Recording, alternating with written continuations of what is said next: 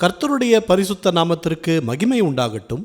இந்த நாளிலும் கர்த்தர் தரக்கூடிய நல்வார்த்தை நீதிமொழிகள் 14வது அதிகாரம் 29வது வசனம். நீடிய சாந்தமுள்ளவன் மகா புத்திமான், முற்கோபியோ புத்தியினத்தை விளங்க பண்ணுகிறான். பிரியமானவர்களே, நீடிய சாந்தம் என்பது ஆவியின் கனியாக கருதப்படுகிறது. அது பொறுமையை குறிக்கிறது. ஒரு சில நேரங்களில் நமக்கு மற்றவர்களால் ஏற்படும் பிரச்சனை நிமித்தமாக நமக்கு கோபம் வருவதுண்டு.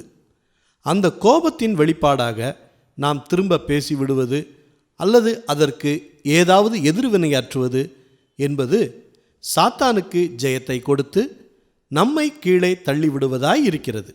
அநேகர் இந்த சாந்த குணம் இல்லாமல் முன்கோபம் என்கிற சுபாவம் உள்ளவர்களாக மற்றவர்களிடம் கடுமையாக நடந்து கொண்டு பின்னர் மனம் வருந்தி கர்த்தரிடத்தில் ஜெபிப்பது, சண்டை போட்டவர்களுடன் ஒப்புரவாவது என்று அவர்கள் கிறிஸ்துவ வாழ்க்கையில் குழப்பத்துடன் இருப்பார்கள். வரும் பிரச்சனையை கர்த்தரிடத்தில் ஜெபித்து அல்லது வேத வசன விளக்கங்கள் கொண்டு அதனை புரிந்து கொண்டு அதற்கான தீர்வுகளை எடுத்து உடனடியாக எதற்கும் எதிர்வினை ஆற்றாமல் இருப்போமானால் நாம் நீடிய சாந்தத்தை பெற்றுக்கொண்டு மகா புத்திமானாக இருக்கலாம். இது நம்மளுடைய வாழ்க்கையில் கர்த்தரோடு அனுதினமும் பழகத்தான் வரும். அப்படி ஆண்டவரோடு ஐக்கியத்தில் இருக்கும்போதுதான் ஆவியின் கனியை பெற்றுக்கொண்டு ஜெயம் பெற முடியும். ஜெபிப்போமா.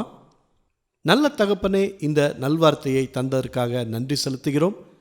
இப்பொழுதும் எங்களுடைய இந்த முன்கோபம் போன்ற சுபாவங்களை எங்களிடத்திலிருந்து எடுத்து போடுங்க. நீடிய சாந்தமுள்ள அந்த ஆவியின் கனியை எங்களுக்குள்ள நீங்கள் ஊற்றுகிறதுக்காக நன்றி செலுத்துகிறோம்.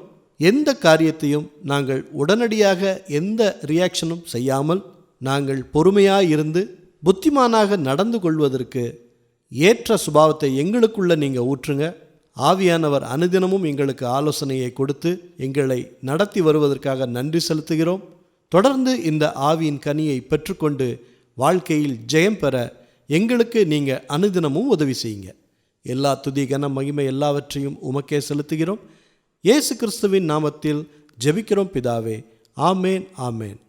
இந்த நல்வார்த்தையை மற்றவர்களுக்கும் பகிர்ந்து அவர்களுக்கும் ஆசீர்வாதம் கிடைக்கச் செய்யுங்கள். கர்த்தர் உங்களை அளவில்லாமல் ஆசீர்வதிப்பாராக.